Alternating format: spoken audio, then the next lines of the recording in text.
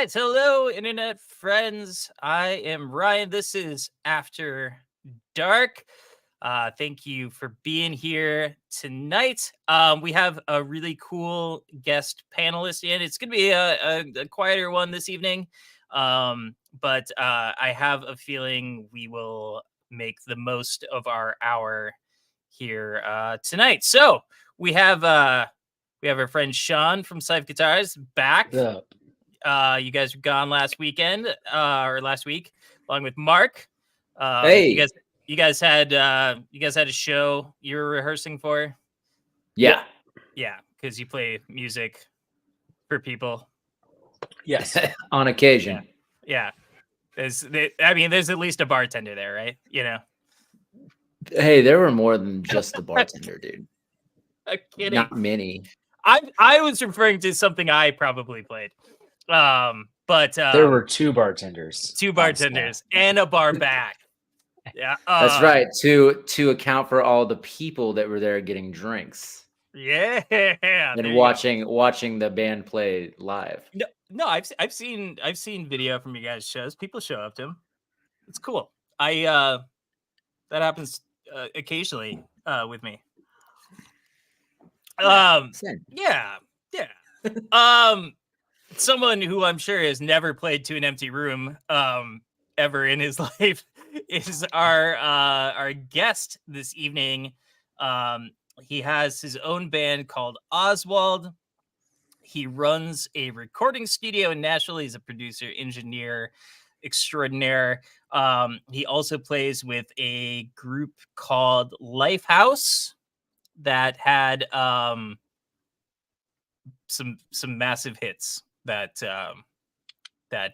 were in my, I don't know, massive hits. So here he is, Steve Stout. How you doing, man? What's up? I have definitely played two empty rooms. Yeah, no, everybody has played to empty rooms. It's like this room is empty right now. There you go. So is mine. There you go. How's the speaking of empty rooms? How's the YouTube doing? How's our viewership tonight? It's picking up. It's is it getting the Cyphro bump? I don't know. It better. Heck yeah. So it took me till right now to realize you guys were those guys, and your guitars are incredible. So thanks, man. Oh, thanks, dude. Yeah. Every time I see you play them in the videos, I'm like, son of a. Like, those are so cool, dude. Yeah, I've told this story 1,000 times. I'll tell it again. I went to NAMM one year with the expressed purpose of finding handmade F-style guitars. Yeah. And I played everyone that was there. Yeah. I played Sir. I played. Oh yeah. I played everything that was out there. And I was a little disappointed that I didn't find anything that I was like, wow, this really knocks my socks off. And then I went over to the JHS booth, I was playing with the pedals on the thing, and the guitar that I was playing was like a Jazzmaster style guitar. And I was like, as I was checking out these pedals, and I'm like, whoa, this is actually what I've been looking for. And I was like, Soof. Came back, looked these guys up, bought one, kept buying them. Still to this day, I think I consistently have one on order. And it's one of those things where when people come over, they'll be like, oh, it's all right. I got a custom shop, whatever. You should just try it though. Yeah. And usually it's like, fuck. Yeah. I didn't need a new vice. I didn't need to know this. Yeah, I feel like that's how gear always goes. Where you're like, I'm so fine, and then you play something, and you're like, son of, like, now I can't stop thinking about this. Yeah,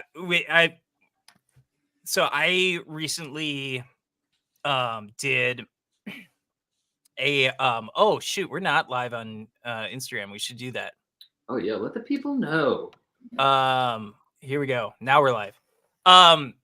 I recently did a demo for sine wave amplifiers. Okay. And he's the dude who he was one of the OGs at Two Rock back before they got bought out. And so he was Mhm. actually the dude who designed the John Mayer signature amp, whatever. Oh, yeah. And which is like not my style or anything like that, but I know John Mayer knows good gear, and Yeah. and this guy has had his hands in like every famous Dumble known to man, because Yeah. they were doing repairs for Dumble, because Yeah. so but I had one through, and it's an absurdly expensive amp, right? I mean, no. Amps are crazy now. It's like Yeah. there's some. It's like whoa, And it happens fast. And I played plugged in, played an A major 7, and I was like, shit. Yeah, there's those different dimensions that kind of like I feel like, and I think sometimes you want them and sometimes you don't. That's like a weird hot take, but like I have these amps. I got into the boutique thing with I have these 65 amps that are rad. Yeah, The Tupelo, the Ventura, and all that stuff. And when we were doing some of those like Lifehouse shows and stuff, like our singer would always if we were in the States, he would bring out. He's got like this old AC30 that it looks like someone house painted it at this point. Like it's so old, and they're all fawn. He has so many of the fawn ones, which is crazy, and they're so cool. And I think one of them is like number 500 or something, like something crazy. But he had this one on the road, and like it just sounds so good, but it's like it's so specific. And then like as much as like all of the boutique stuff is like trying to be, they're all starting from like a Fender or something, or like I think the Tupelo is like a deluxe or whatever. Sometimes I found a little bit, and this is kind of like after just using them for a long time, it's almost like some of that stuff is trying to cover too much territory, where it's like, it was almost trying to be the whole guitar sound of the whole band, just my amp. And I was like, I would because we did a lot of backline gigs, like a lot of just like flying shows and stuff. And I would kind of rent like super reverbs and stuff. And it felt like such in my mind, like, oh, super reverb, a new super reverb. This is not like, and then I would play them and be like, and sometimes I'd have two, which seems crazy, but sometimes it was just like the simplicity of that sound was like, and I think there's like parallel to like really crazy expensive like acoustic guitars that are new, that are so three-dimensional that sometimes it's almost like so intense, versus like an old Gibson acoustic with like dead strings is like there's less happening, but it fits the mix so much better. But sometimes just playing those, I don't know, I just kind of had this like moment where I was like, there's something like very like almost like blue collar about like just a Fender Super Reverb, and it just fits the mix against that box so well that it just being like so much simpler. So like sometimes I really love that idea, and then sometimes I like want that crazy boutique like fill all the space you can thing, Yeah. I mean, I can see that. Like the boutique amp builders who I typically work with, Benson amps. Like I feel like Chris has kind of developed his own kind of EQ curve. Yeah. That kind of sits in its own spot. Like you can't be like, yeah, this is British, but it's certainly not American. Yeah. And Charles from Silktone, who should be here tonight, but he's not, like that's another one, especially when you're using KT66s for your power tubes. Like I feel like there's he has a very distinct sound. And then, I do a lot of work. Go ahead. The Silktone kind of fits where I wish my Princeton would in the mix.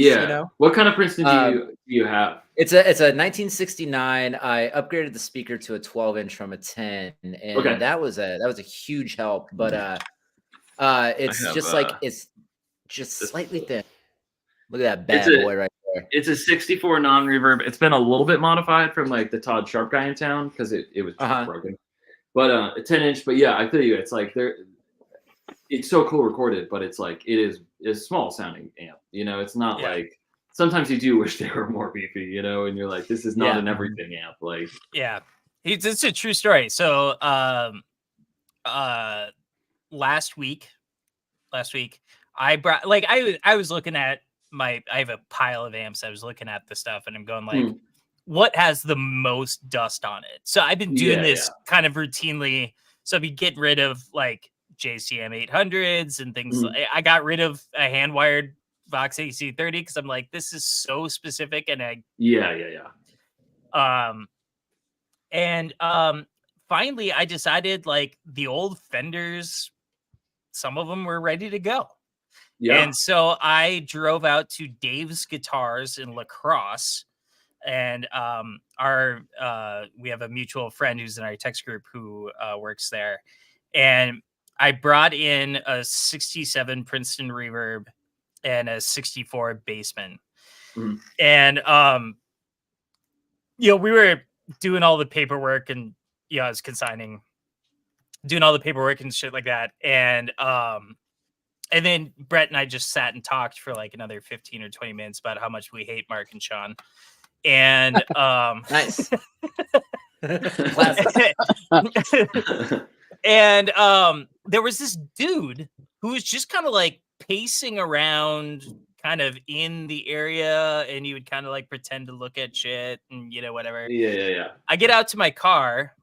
I'm not even out of the parking lot yet. I get a text message from Brett, and he's like, "You just sold your Princeton." And I'm like, was the fucking dude who was wandering around? He's like, "Yeah, that guy." I'm like, he could have met me in the parking lot and would have had to pay you 20% for that. Yeah.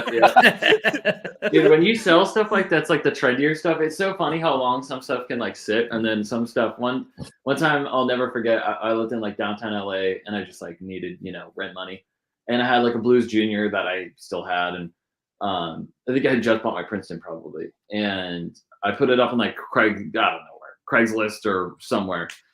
And like this girl bought it. She met me at like the Starbucks right there, like 2 blocks away. And then literally like the day I listed it, maybe it was like Facebook Marketplace or something.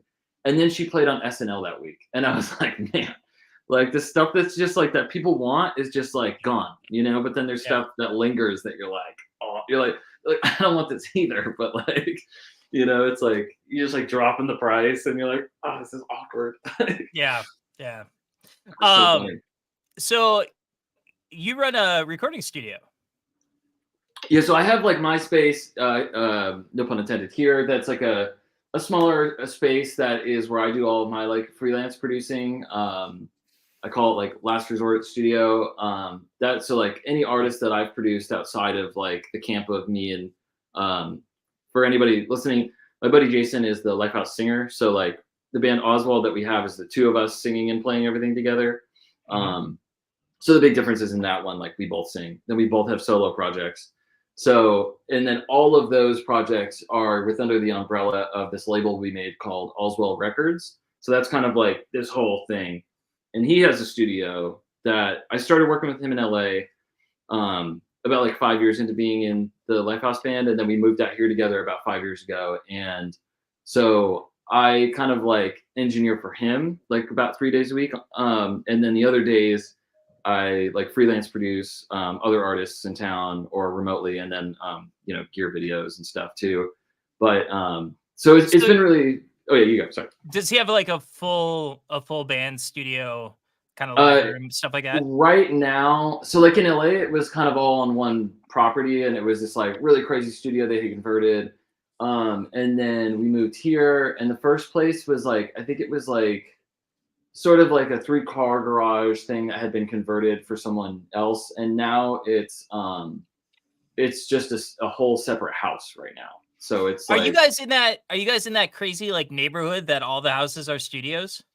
Oh no, I think that's Berry Hill, right? Yeah, no, we're out. I'm in like Bellevue, which is like very like Momtopia, which is awesome, and then the studio's like further out of town, kind of more like, I feel like when you like a lot of the people in Nashville that are like, I think like Stapleton and a bunch of all those people, I think everyone kind of lives out in like the Leapers Forky further, like they're just like where there's like more space and the neighbors aren't like listening in. And so but yeah, that studio is like its just own house, and we actually have like a little separate building that's kind of like our little record label shop where we have all the vinyl because I ship all that stuff, and then we have like a little kind of PA set up to like rehearse in that building.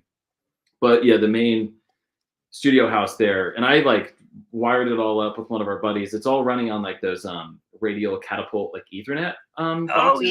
yeah. So the whole thing is running. We have 2 drum sets fully mic'd up. One is in like a huge like vaulted ceiling living room, and then one is upstairs and it's like super treated and tight. And so there's basically 3 different areas that the catapults go to. So it's like upstairs has I think 12 inputs, and then there's 8 on the drum set downstairs, and that's where all the amps are.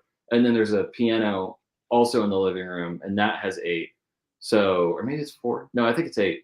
So there's kind of all these different like scenes that are set up, and then they all, just 100-foot Ethernet cables, because each of those boxes you get 4 inputs, and then they all go down to the control room, which is just like a master bedroom. So yeah, that's wild. That's cool. That's super wild. Yeah, I run snakes. Yeah, no, I mean, my space is like, it's so funny to go from there to here, and it's all like hidden behind this amp wall. It's like everything is just back here somewhere, and like it's a Vecna, but yeah, this is my humbler space. But yeah. So you're a Jersey dude. We talked a little bit about that. Oh yeah. How did you? Because you're not the original guitarist in Lifehouse, correct? No. How did that happen? Yeah, I mean, it's kind of like a long funny story. Like, they had a bunch of different guys through the years. There was one guy who was kind of in the band for a while, but I had just like, I went to the Berklee College of Music, and like I worked in like the admissions call center where we would like answer emails that people would type in of like, how do I get in? And there was kind of like 4 of us in this call center at a time, and like we would also like book the tours because people would email about that. So we would like put them in the database. And one day I was like a fan of the band, and one day I saw this email from our manager's like wife at the time, and I was like, this name sounds familiar. And she said like, my husband Jude wants to take a tour with our son. And I was like, that sounds super familiar. And I had just started looking at like the back of like record, sleeves, and seeing like who really played on stuff. And he had played on a lot of stuff. And like one of the records he produced, and he's like a way better guitar player than I am. He's like kind of on another planet, but he was also like, he had a deal in the 80s, like with Warner Brothers. Like he was like an artist. His name's Jude Cole. And so I like found him on Facebook, and I was like, hey man, I think this might be you. Like, if you want to see anything specific, let me know. Like, big fan. And so I like met him when they showed up for the tour, and then just kind of like loosely kept in touch. But I graduated and then moved to LA and played in a band called Bonfire that I randomly found on Craigslist. And just like looking for a guitar player, dude, no ego, no attitude. Dude, it was like, it was crazy because I would find these. Has your own gear. Dude, has own gear and transportation. Dude, it was literally that, because like I worked at, I was trying to like, schmooze and like meet people when I first moved there. And it was a couple months, and I remember talking to my mom. She's like, you need to get a job. And I was like, I know. So I worked at Guitar Center for like 2 weeks before I was like, you know what? What if I was so bad at it. And I was like, what if I just like, I don't know, look on Craigslist to like play for like singer-songwriter or something, like acoustic, like terrible shows. And I would make like $50 or something. So I got enough of them that I was like, well, this is more than minimum wage. So like, I'll just do this. And then I was just in the habit of looking. And I had done some of those Barry Squire auditions and stuff that everybody does and all those, and sort of gotten close on some stuff. But yeah, I found that band Bonfire and auditioned and like went to the first show, and one of my buddies from school who started emo night, that is a thing now, he was there, and he was like, and he was always cooler than me, and he was like, this band's about to blow up, man. And I was like, what? I found this on Craigslist. Like, and lo and behold, like we had a good like 3 years of like touring with like AWOL Nation and Foals and like all these bands, and playing like Lollapalooza, all of the things. And it was super fun. And it kind of was like starting to slow down a little bit. And I had just like, I would keep in touch with that manager and was just like, I kind of knew he was playing guitar in some of the songs, and I was like, what did you use on that song? And then yeah, he just like it just kind of like lined up to where like I, had some free time, and he was like, you should come check out the studio that he has. And like I came, and he was working with this artist, this like younger female artist, and he was like, maybe you guys should write together. And then he was like, I'm also working with my buddy Kiefer, like I made his record, and like maybe you should play with him. He wants me to do it, but like maybe you should do it. And then I like he was just showing me guitars he had. He had like some really cool Martins and stuff, and I was just like noodling. And he was playing one of those songs from that girl Jordan that I guess Jason had like come over and worked with them on, and I was just like playing some part that I guess was in the song. And so I left, and I was 10 minutes away, and he was like, "Hey man, you like kind of figured that part out really fast." And like it took me like 2 hours when I tried to figure out what Jay had played. Do you want to like come back and play on this song? Because I'm like stumped. And so I showed back up, and he had like this like sweet matchless, and like he had one of those gold 335s that Jason has a ton of, and I was like, oh my god, these gold 335s, like. And so I played some song, and then he was like, I think I want you to meet those guys, and like this whole thing. So then he called me the next day, and I helped his buddy Kiefer Sutherland like figure out how to sing and play at the same time, because he like had this record. He was Kiefer Sutherland. You're just gonna throw that out. They were buddies for a long time. Yeah. It's like a whole thing. And yeah, that was so fun. Kiefer Sutherland on his. It was so funny. It was just like it's hard. I don't know how to teach that. It was like a really funny like we would kind of do pretend band practice, and I was like I don't know how to explain how to like do the like sing and strum at the same time. But like you got 24 hours to save the earth, dude. Learn this shit. Exactly. And the record's really cool. Like it was super fun. I had actually later on I filled in for some shows for him too, and that was really fun. But his music's really cool, and yeah, so I did a little bit of that, and then they called me and they were like, "You want to audition?" And so we just like played 2 songs and had some beers, and then the funniest part is that they went on promo tour for like 6 months, like in a minivan doing acoustic to promote the new record, and I was in this like. I was playing for this rap artist, Novo Rockefeller, who was on Island Records. So we like met up at South by, but because they weren't making any money from the promo stuff, they waited to like bring me in, because I started as just like a hired guy. And so we were like both at South by, and I was like playing for this rapper girl, and the guy who was running tracks for us, like something messed up, and like they were all there, like the whole band was there, and I was just playing with this girl. And the click track came through the front, and I was like, dude, I'm going to be fired before I'm even hired. Like, this is so embarrassing. Like, what is happening?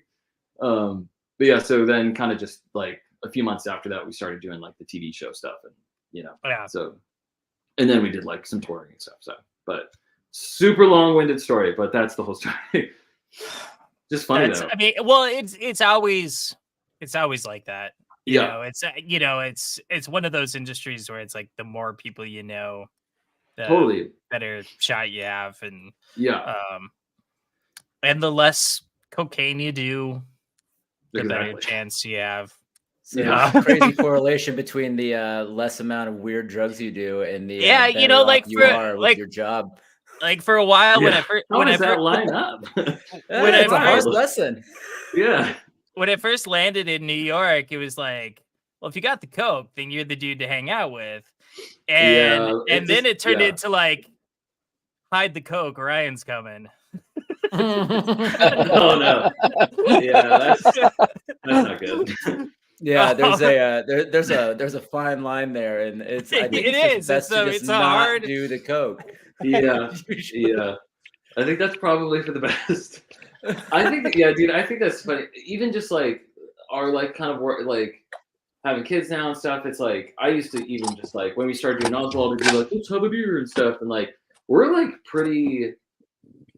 Like we'll have like some wine on Fridays. Like we're so domesticated. Like we're like fully just like you're of that age now. Yeah, it's true. Yeah. You make a pretty stark turn. I don't know, when we had when we found out we were pregnant with my son many years ago, 8 years ago. I made the decision to get off the road because it was like I should probably be here for this. Yeah, dude. And that was when I, really kind of dove in on a world that I didn't expect to end up in, but dove into the advertising and commercial music world, and haven't looked back since. Yeah. Was that kind of the first step for you that you did? And like in what way were you doing it? Were you like kind of like building a library of stuff, or were you like people were asking you for stuff on spec, or like what was kind of like it was a little of both. So I still had some friends back in New York from a couple of agencies who were like, we'll pay you to fill up this library. That's cool. And I was doing that, and then I would get specific projects. And at that time, at that time it was like everything that came in, it was like sound like the Black Keys. Like, yeah, dude. Did you see the Hard Times? Like the Black Keys. The Hard Times news they like finally made their. It's called Chevy Commercial. Yeah, I mean, it was like those songs are cool though, dude. And I went through like the thing too, like submitting songs to pop artists and stuff like that too. Yeah. None of them got picked up. I feel like you would cry. I feel like honestly, one of the biggest things like the two things that I think from seeing your videos, obviously through like Alex and the Moss Distro connection, I was like, obviously like the more cinematic thing is sick. Not that my webcam vibe right now is very cinematic. I horrible the webcam as well. But and the like, I feel like the stuff where you're doing more of the kind of swampier stuff. Like I feel like there is so much less of that happening in this community of demo-y stuff that is always like where I wish my stuff sounded, is like more of that kind of vibe, whether it ends up sounding like that in the end or not. But like, well, that was, so it makes sense, At the time, when I was a very specific instance, I was writing very Beatle-y pop stuff because it was like I knew two things. I knew Motown and I knew the Beatle-y pop thing, and that was pretty much it.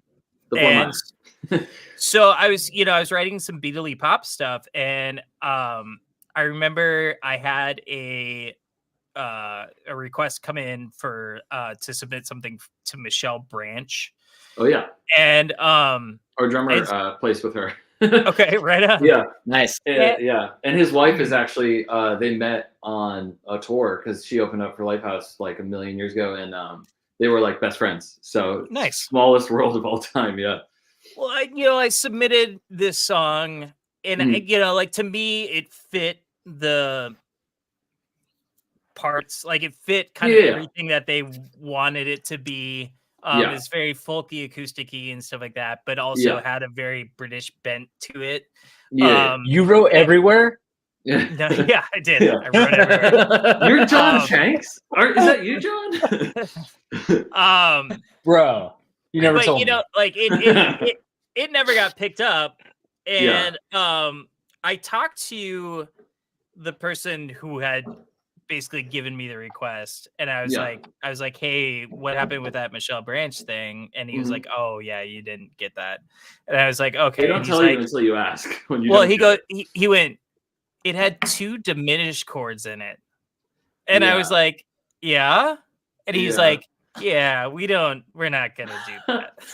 Well, I feel like her stuff now does, because she married the Black Keys drummer, right? I don't know. Now I think she did, and I think she did a record too with one of my buddies, this guy Gus Seifert, that he's done some Dr. Dog stuff. He plays for and he did a record with her that was like, there's definitely some newer records that are like definitely leaning into that, like way more indie chords and stuff. But you must have hit a little too early. You just missed the window, man. I remember playing once in Philly at this just shithole bar. Classic. And this dude came up to talk to me after the show, and he was super cool, and he had like his buddies with him and stuff like that. And he's like, you gonna be in town tomorrow? And he's like, you should come to the studio. And I'm like, no, we got to go back to Brooklyn for CMJ or something like that. Oh, I played CMJ. Oh, yeah. And and he was like, oh, okay, cool. I'm like, you guys got a studio? And he was like, yeah. I'm like, what do you do? He's like, oh, we're in this band called Dr. Dog. And I looked at all of them. I looked at all of them, and I'm like, what? You guys have been here the whole night? Dude, which guy was it? I have no idea. Have you ever listened to that record, Critical Equation, that they did? Yes. That's Gus. That was Gus. They didn't know each other. And I think that they just like were like, we should use a producer. We should just do it. And I met Gus through this drummer that played for Blonfire, and he also plays with Brandon Flowers of the Killers. Sure. And he's the coolest dude, Darren Beckett. And one day he was in LA. He lived in New York at the time, and he was like, "You just should, like, let's hang. Just come over."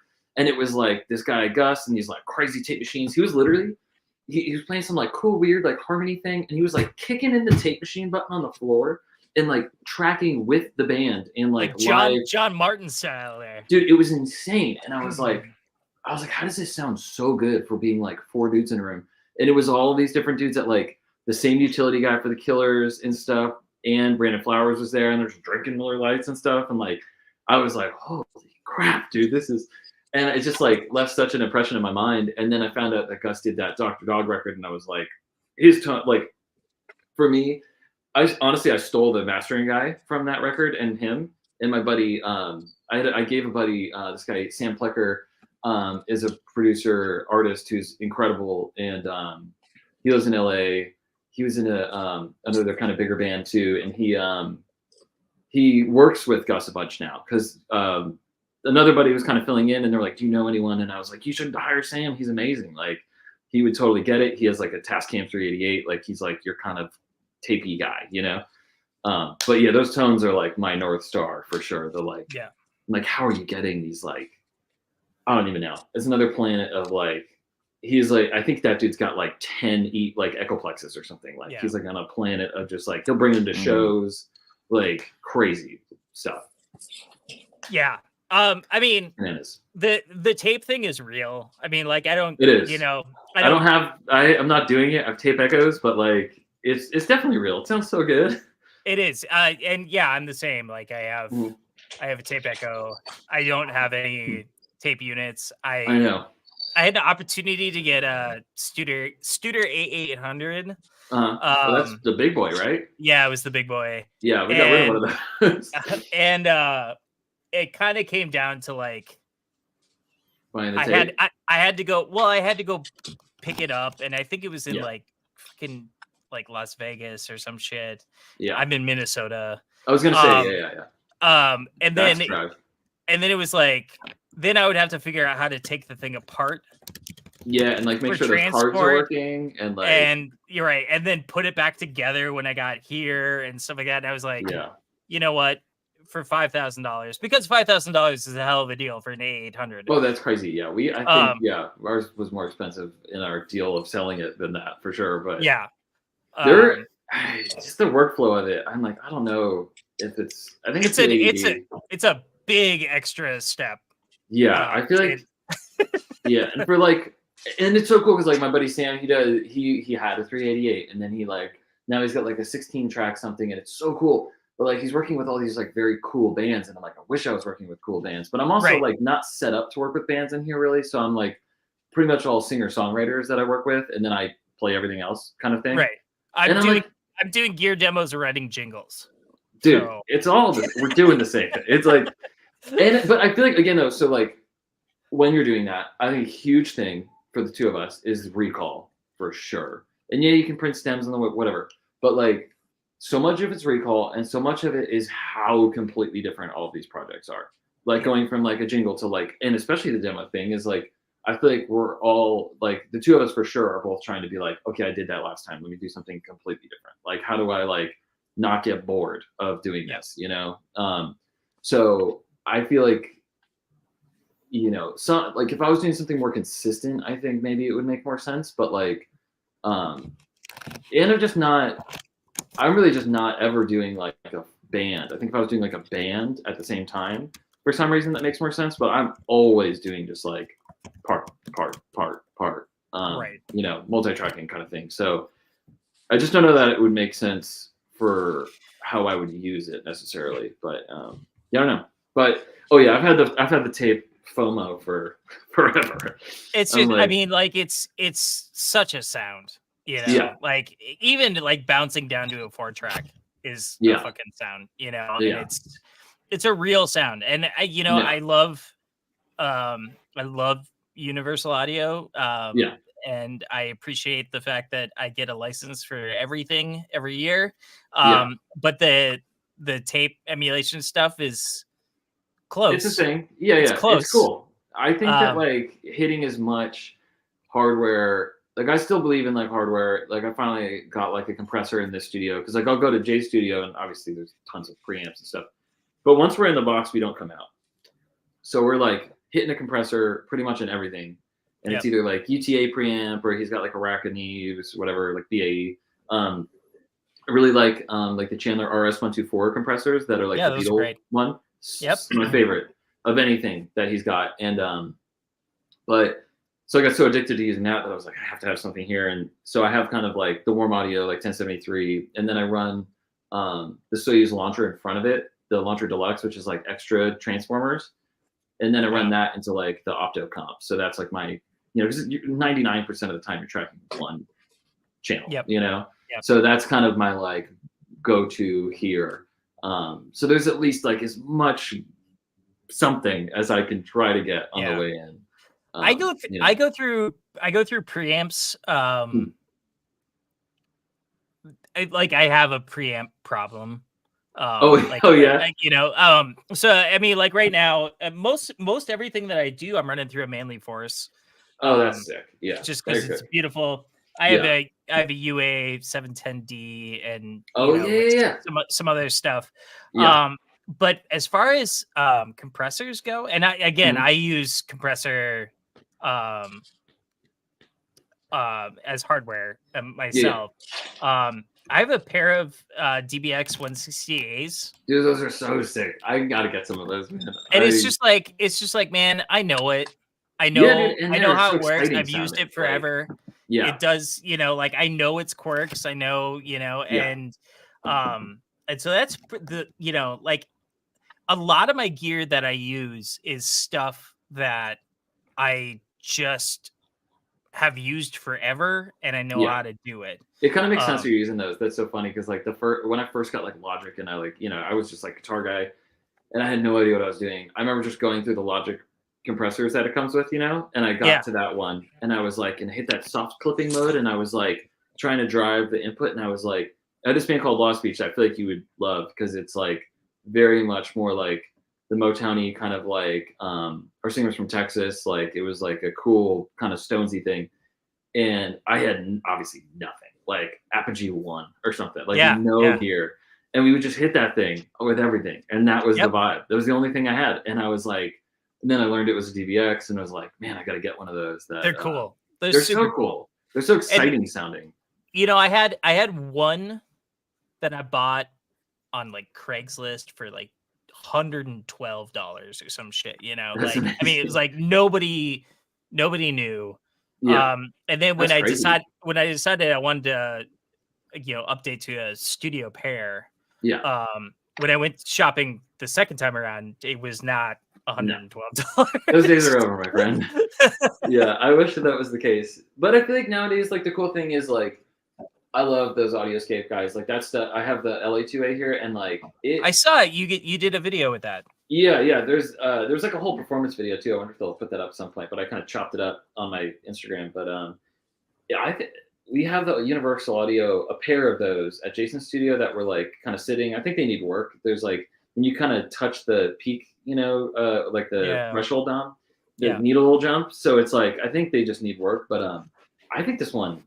Like I was like afraid of like, is it going to be as good? But they like Chris there is so cool, and it's got like old like black plate RCA tubes in it. I was like, what? Are you kidding me? And then they sent an extra pair. I was like whole set of those. I was like, what, dude? That is what? Like, because I had to get those out of my Princeton. They were like put new tubes in it, and I was like holding on to those tubes. Yeah, so, like, I still got like a bunch of like I think they were. They're mullered, but they were like Blackburn plant mullers that I pulled out of like an old JMP.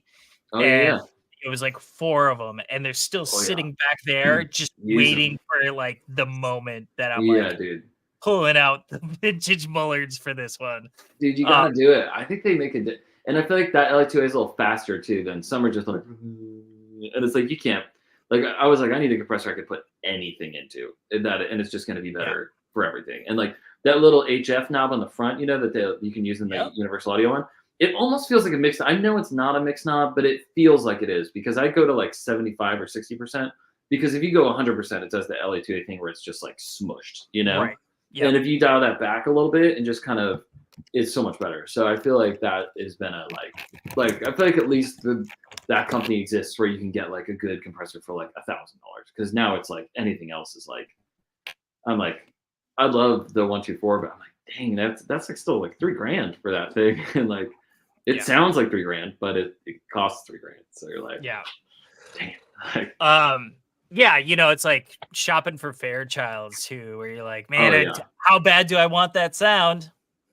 They're so expensive. We have the Unfairchild at the other studio, but honestly, and it's on the main drum overheads, but like it's not my first choice for sure. It's great. It's transparent. It's amazing. The 124 is my first choice because you can like hear that thing moving. Like it just sounds better. I think for like for a vocal, it's like here. It's not SE. The Unfairchild's cool too. It's really good, but I don't know. So how did you go from being a session guitarist or a for hire guitarist to being a nerd talking about compressors and where they hit? Like how did honestly, literally just like survival, like random I like, you know, like I recorded my in a band with my dad in like high school, and we had a cover band called Generations. Nice. Do the math on the cool. And we were sick. We played like a lot of Journey and stuff. And so I recorded our demo on like this like dope, just like hodgepodge computer my dad got from like the basement at work. And like we got like Sonar Cakewalk. So I think I had always had a little interest in it, but and my dad's an engineer. So just like a different type of engineer, but like environmental like an electrical engineer? Like environmental engineer, but he's like super handy with stuff. And like he like takes engineer means smart. It's just like willing to take the time. I think is almost more what it is. And we'll talk about all sorts of nerdy stuff still. And but so I think I sort of had the interest, but then I hate when like even today, like trying to get my Fuji camera to work for this, then I'm like, I don't know. Like, so I'm not like the biggest computer guy. So I think I like held off on really trying to do that kind of thing. But we were just on like a tour and for Lifehouse, and I think I was hitting this wall. I think I was in that Blonde Fire band, and I would kind of get like guitar sessions once in a while, but they were like pretty seldom. And then we had sort of started to like maybe write together, but I was like, I had like wrote a riff and then we sort of finished it. We played it live, but like we never put the song out with Blonde Fire. And then, so there's kind of always just that, you know, you're just like playing the same songs every night as a guitar player, and you're kind of like, what else is there, you know? And also, I'm sure we've all felt this. So you play a guitar for a band, right? And then you go home, and then like, you know, like there's barbecues and stuff sometimes, but like they don't need you, you know? Like, so you go home and then you're like, there's no like, they don't owe you anything to go and like fill your time in between. So it's like, it's just up to you to figure that out. So I think that I just always trying to be like, what else is there to do? Like, I know they're doing other things. I want to be a part of the other things, you know? Yeah. And so we were on the road, and Jason's buddy, Winnie, used to be the engineer for the past kind of couple of years before me. And he was like, he's getting really busy. He was out like stage managing for Odessa, and then he works for that app Headspace and makes a ton of the music for that. Cool. And so he was basically like, he's going to get too busy. Like all the cool shit that you listen to while you're meditating? Yeah, like him and his buddy make all of that. It's crazy. I'm in a couple tracks, like indie tracks for some of the like playlisty things they have. But he's the coolest, nicest dude. Honestly, he was kind of he had been playing like keys in Lifehouse, and he was the one who like FaceTimed me and taught me the parts for the audition, so I like didn't mess up. Like, he's been like the nicest dude the entire time like I've been in that camp. And so it was just like, yeah, Jay was like, I'm gonna need a new guy. Do you want to do it? And so I like scrambled a little bit and was like, maybe I'll try to like write with people to sort of like get my chops back up on like something. And so inadvertently I started that Lost Beach band. And because then the whole thing with Jay didn't really start right away. It was kind of this like, maybe if it makes sense. And I would start to run our band rehearsals because we would rehearse at a studio, and it was only co boards, you know? But but we were rehearsing through like APIs and Neves, and so we get to the shows and be like, "Why doesn't it sound as good?" Right. And it's like, I wonder. I don't know. Like the vocals going through like the retro compressor in the studio, and like it's like I wonder why it doesn't sound so good through like a board with nothing. Right. But so I would kind of start through something that got wheeled in. Exactly. And so like it's just the funniest and so it kind of started as some of that, and then there was like a couple days of like a day rate kind of thing where we were like, he was writing for Sync because he's on Sony ATV, and so we've done a lot of stuff for them, and like we've gotten some syncs with them, but obviously done a lot more things than have gotten placed exponentially.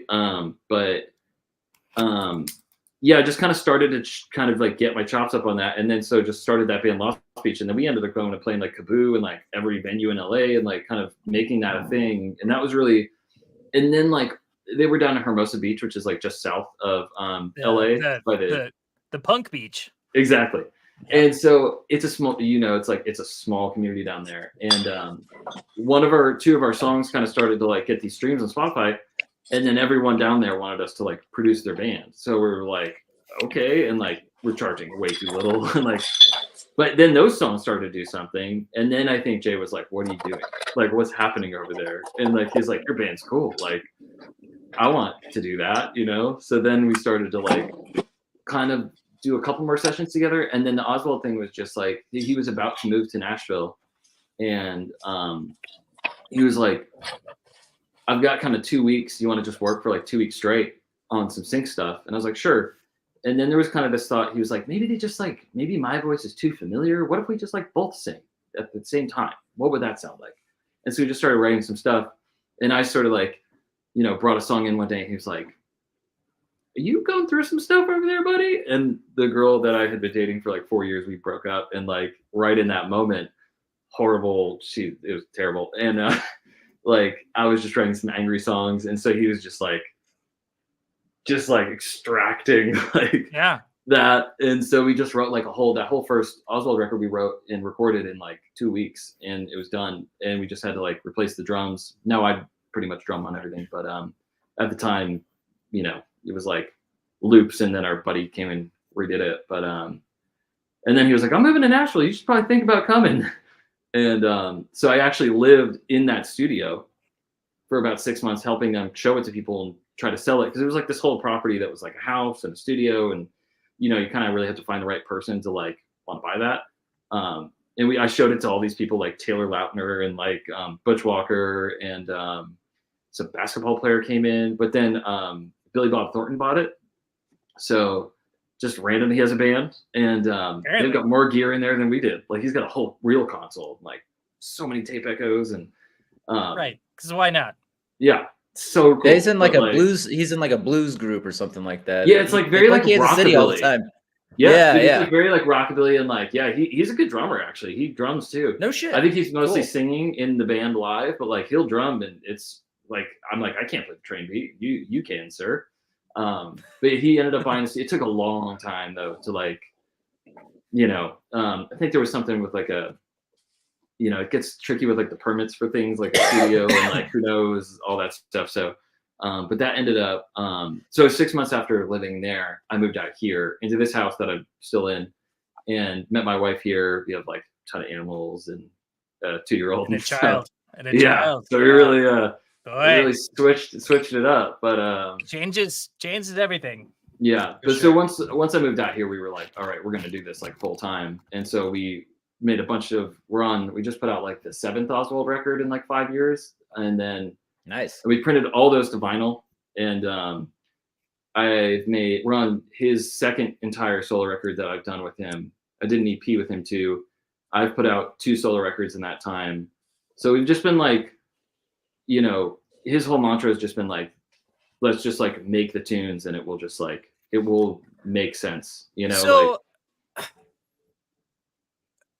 Øzwald to me doesn't sound anything like Lifehouse. Who's doing the writing on that stuff?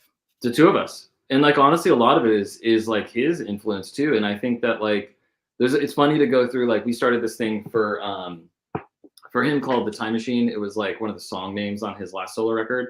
And it was it's like sort of like it's like a members area with like just a bunch of cool stuff that has been like hanging around that people haven't heard. Like there's so many demos from all the years of, you know, records that have been made. And some of the Øzwald songs are songs that he like hadn't finished. Like, and so like here or there's a song that was just like a song he had from 20 years ago. So I think people are like, this is so different, but it's like, it kind of makes sense to me that it's like his biggest influences are like Elliott Smith and like, you know, Sure. way, I mean, like, that's what you hear. Like that's what I hear when I listen to Øzwald. Is I hear Elliott Smith. And I think that it's almost like more of an opportunity where like we're not on a label and they're not telling us what to do, and so much of it has been like, and I think even talking to him, it's like, I mean, it's certainly less commercially viable. It's not like going for pop radio for sure. It's like it's, and what I think is really funny is like there are so many musicians kind of throughout history that have done a thing that was commercially viable for a long time, and then when that either fizzled out or they ended it on their own, what they usually end up doing is really beautiful Beatlesque pop music. You know, like it's just like it's kind of like it's kind of built in. I think that like the genre just changes too. Like I think a huge thing for like the Lifehouse thing, and like, you know, we toured, we put out an EP, we put out another 6-song EP like 2 years ago, and like it was different, but like the radio stations that would play that band in heavy rotation are different formats now. Like adult contemporary is gone. You know, it's not, it doesn't exist anymore. So it's like for people to be like, oh yeah, there's no such thing anymore. No, those stations are gone. It used to be. And it's funny, I learned from talking to Jay, like why I was such a big fan of the band was that one of the biggest markets was this station out of New York that I would listen to as a kid.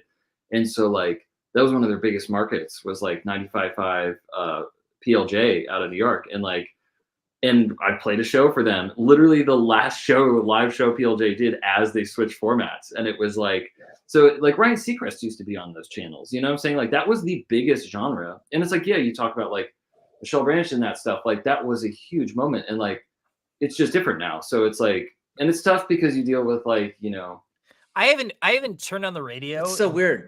In fucking 10 years. Oh yeah, that's all I listen to is adult contemporary. So like this is all news to me. But it's changed. It's just But I mean, and I think that, you know, it's like Spotify now. It's like that is the radio now. So it's changed so much. You know, like and it's tough because I think, you know, that.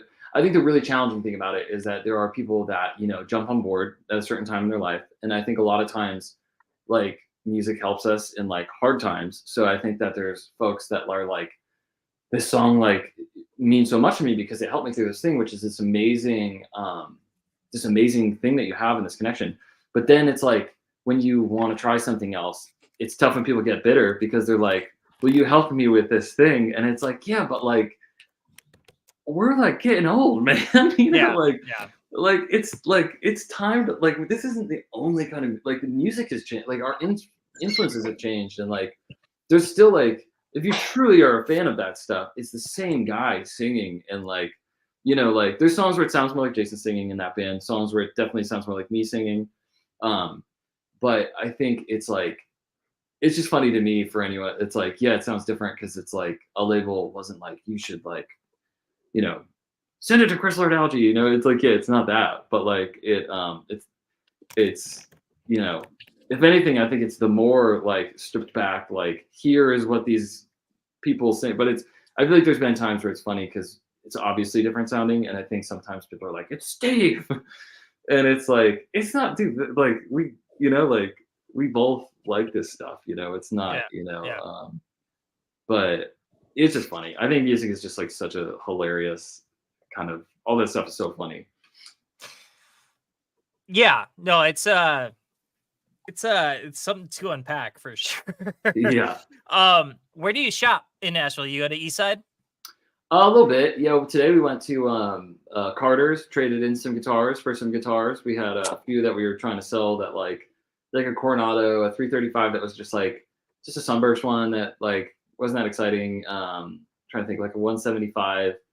And we went down there, and it was actually really rad. We ended up finding a like a 1947 LG2 acoustic, Gibson acoustic, and then like a 68 B25, but LG2 basically. Yeah. So like basically traded a bunch of these, like there's just so many electric guitars at that studio that like to get a couple like badass acoustics. And then there was like a K, I think, that we got as like an even trade, and we're like, Sweet. upgrade. So that was cool. My first time in Carter, I was working for a distributor at the time, and it was during Summer NAMM.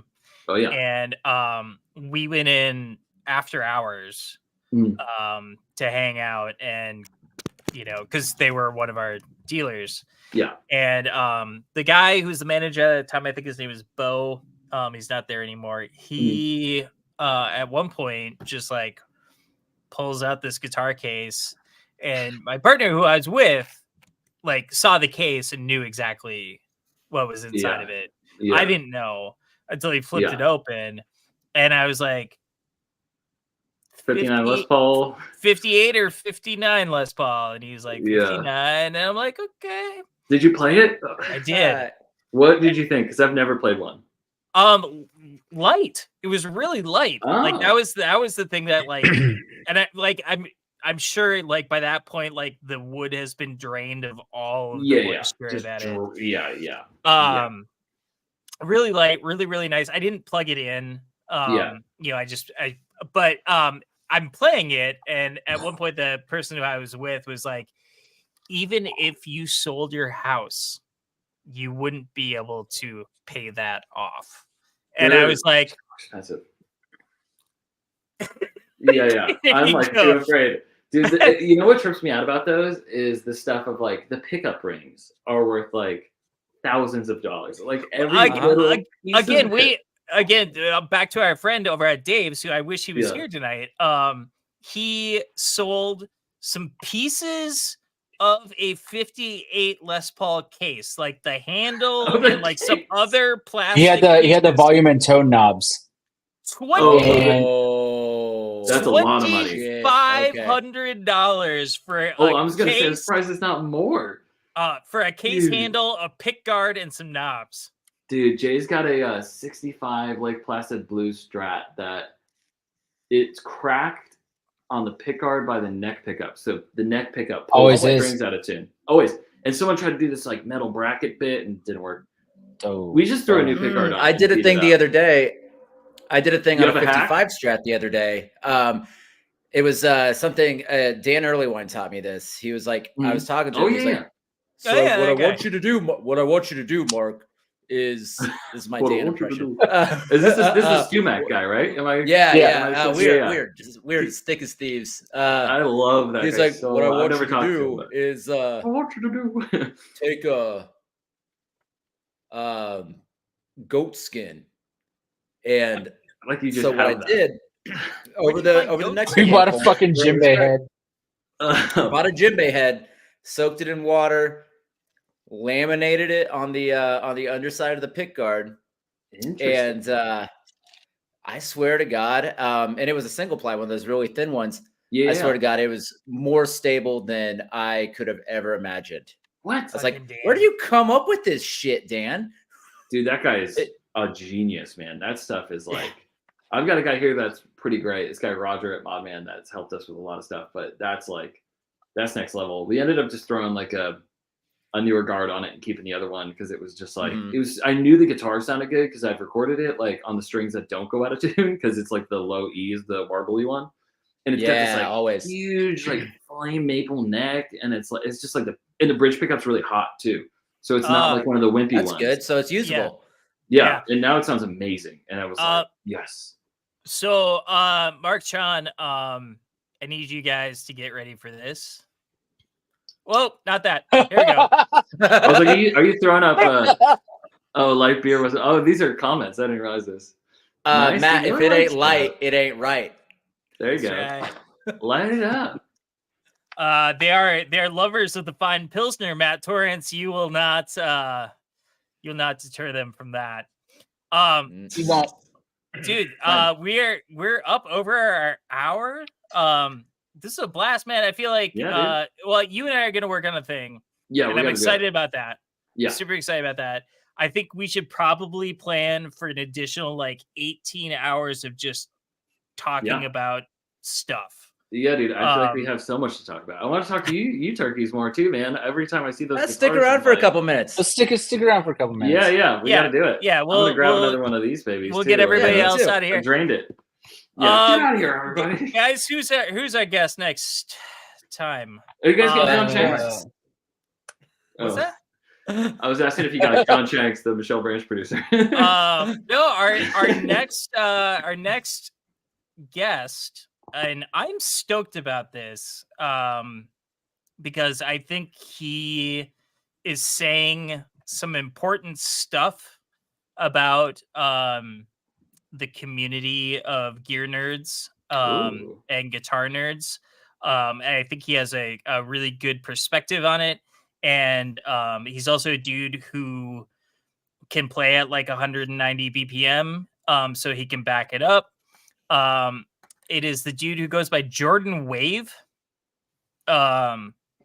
He's on Instagram and Threads as well. Worth checking out. Really, I'm excited for just to kind of get his take on the world as we know it. So, Steve, I look forward to talking to you soon. I look forward to the project that we're going to be working on, because that is going to be rad. Top secret project. It's gonna go on my resume. Worked with Steve Stout. Oh, I don't know about that. It's gonna be amazing.